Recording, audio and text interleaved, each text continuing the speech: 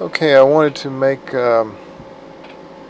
another tutorial video. This one will include some Excel functions, mostly Excel functions, I suppose, and because I didn't adequately cover uh, all of these topics in the 1 o'clock afternoon class on Thursday. So I'm going to use the file IQLED XLS, and you may or may not notice that this is actually the last page of the handout, of the Chapter 3 handout that I gave you on Tuesday. You'll recognize this because I think we got this far, but if you turn the document over to see the last page, you'll see that these questions that I'm about to go through here are on that last page.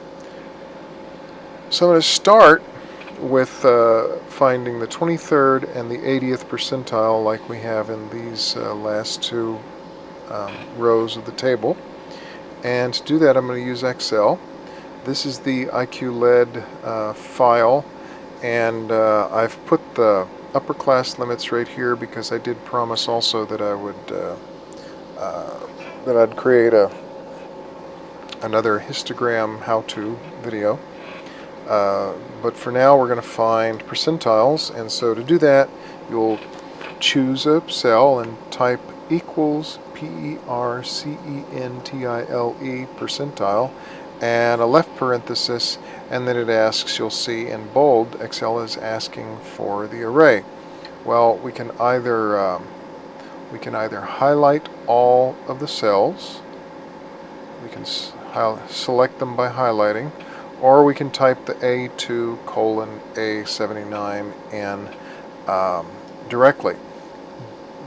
Make sure to include every value, but also make sure not to include this value at the top and any extra cells at the bottom. So now that you have typed in the array, then you'll type a comma, and once you type the comma, then the word array is no longer bold.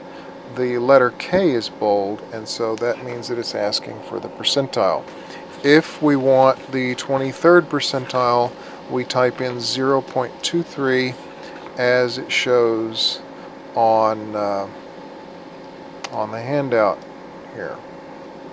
And so we type in 0.23, and where'd my Excel go?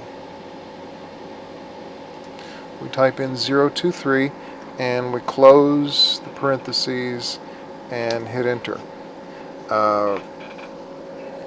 Now you're gonna wonder, should you round up or round down? Round to the nearest value in the data set. Well, is 83 in the data set? Is 82 in the data set? Let's see. To find out, I'm going to sort these. I'm going to order these. So once again, I select the array, I come over here to sort and filter, and I click on that, and I sort smallest to largest. There were some values next door to some of the values in that column, and so I'm not going to expand the selection. I'm going to continue with the current selection. Remember, what that says is ignore what's next to the values. So I sort the values, and 83 is not one of the values, so I will use 84. So my answer, what's the 23rd percentile? The answer is 84. So I'm going to put that in here. I think I'm going to put that in here, 84. Alright, now it asks, we're asked to find the 80th percentile. And so to do that, I'll go back to my Excel file, and everything's going to be the same, except instead of 0.23, I'm going to enter in 0.80, or just simply 0.8. And when I hit return, I see a value of 104.6, and I look in my data set, and I see that the nearest integer 105 is in the data set, and so that's going to be my answer for the 80th percentile, 105. Okay. Now, that's how you find percentiles. And now let's go make a box plot as the next item on the agenda, and we're going to use these values to make that box plot. We need 5 values to make a box plot, and so the first is the minimum value, and the last is the maximum value in that set of 5. So I go to my Excel, and I since my values are sorted, then I just find the smallest one on the list, and we might remember that smallest value is 50, so I put a 50 here, 50. And the largest value is 141. I just saw it, but I'll take you back there to verify that. The largest value is 141. If you are somehow, for some reason, uncertain of that, we can use Excel to type in. As a matter of fact, I think I'll do that in this column. We'll type in equals min, left parenthesis, and then you can put in your array as usual. This time I'm going to type it in, A2 colon A79, and close the parentheses, and it'll tell me that 50 is the minimum value, and for the maximum value I type in, as you can see right here, equal max, and left parenthesis A2 colon A79. That's not a 2. I know it's an error. There's an error. Calm down.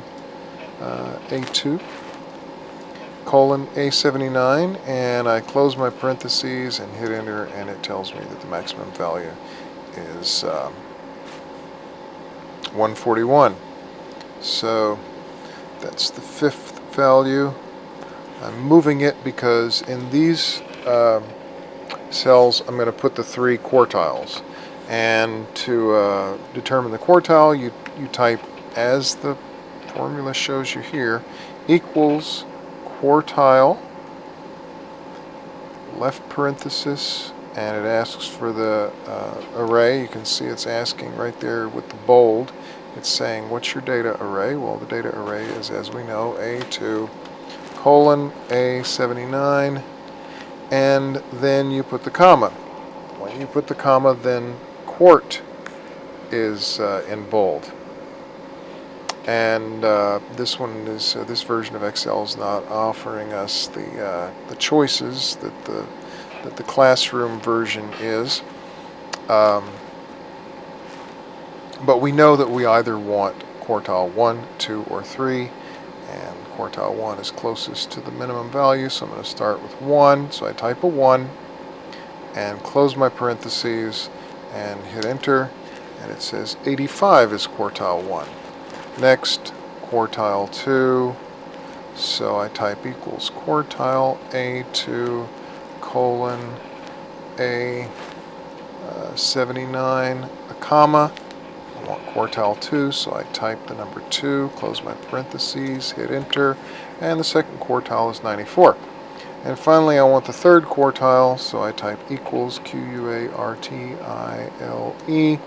left parenthesis A2 colon A79, comma, 3 for the third quartile, close my parentheses, hit enter, and it says that 101 is my third quartile.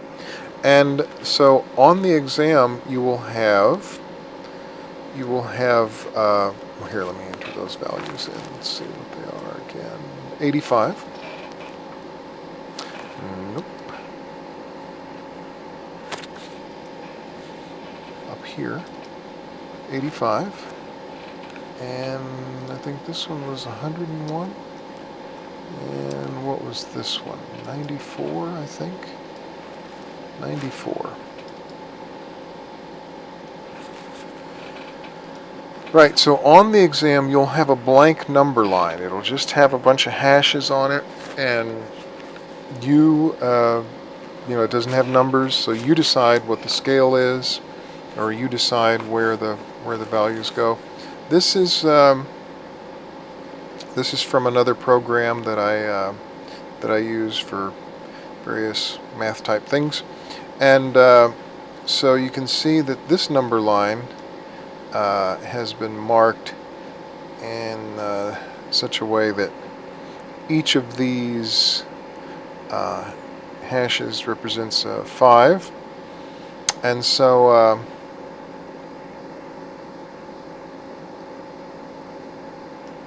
I want to draw a hash at the value 50. I want to draw a vertical line at the value 50, so I do so right there. And then I want to put one at 85, so 85 is right here. This is 90 there. This is 85 right here, so I draw one at 85. And one at 94. Well, this is 90, this is 95, so just to the side of 95, I'll have another vertical line. And then the third quartile is 101, 101, and so I'm going to put a vertical line right there just beyond 101. And the maximum value is 141, and so I'm going to go down here to my 140 and put a vertical bar just past 140. Now each of these 141, 101, 94, they're probably too close to the line, but that doesn't matter. It's close enough. We're not, this isn't rocket science. Alright, and so all we need to do now is draw the box, and the box is going to use the middle 3 values. So to draw the box, it's going to be imprecise. I'm going to draw from this dot to that dot, from that point to that point, and from this point to this point. And then you'll want this segment here to finish it off. And so you'll do this with a pencil. And I'm going to hide that axis. It's going to take away the numbers, but that, aside from the fact that it's all crooked and wonky, that's what your box plot roughly is going to look like. Okay.